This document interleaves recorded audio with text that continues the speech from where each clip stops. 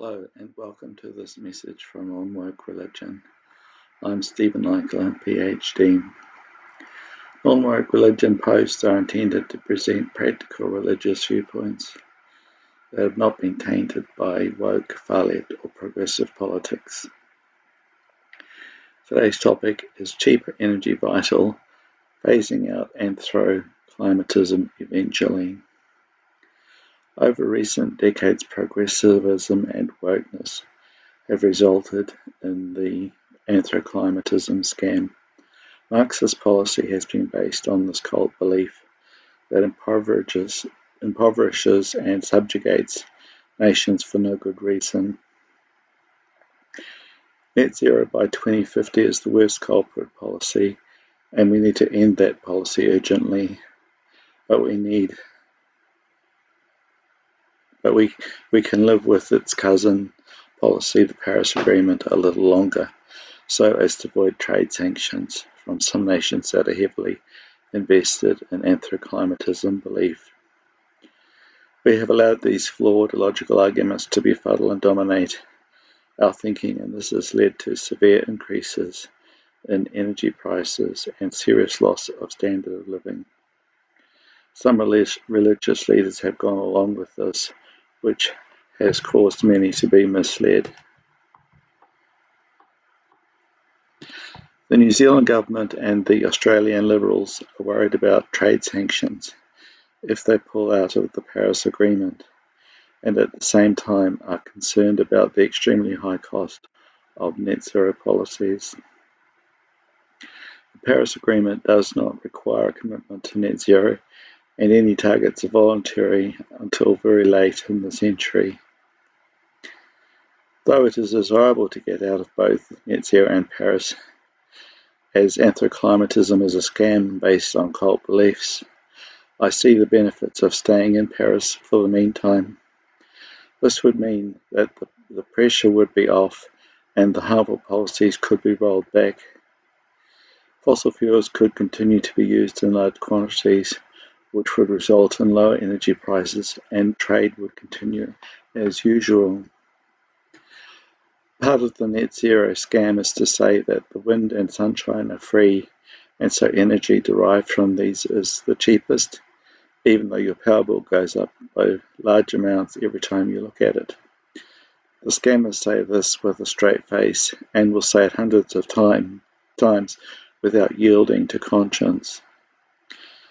In Australia, Labor said 100 times that they would lower the price of electricity by $275 from 2022 levels to in 2025. If they were voted in, this was a lie.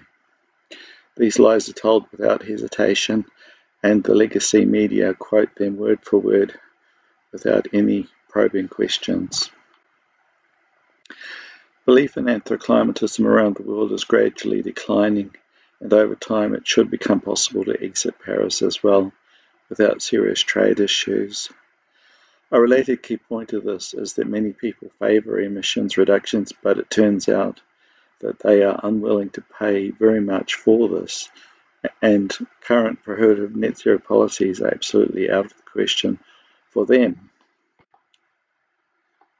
It is important to understand that this large group of voters can be persuaded that they do not need net zero, which is an extremely expensive policy that does not lower emissions very much and certainly does not affect the climate to any measurable extent for small countries.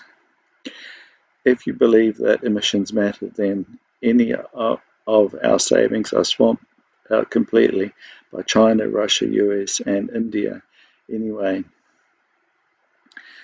This is a powerful pragmatic argument that can appeal to many voters, even if they believe that man-made CO2 is a problem. These latter people can also be convinced that emissions-free nuclear energy is what they want.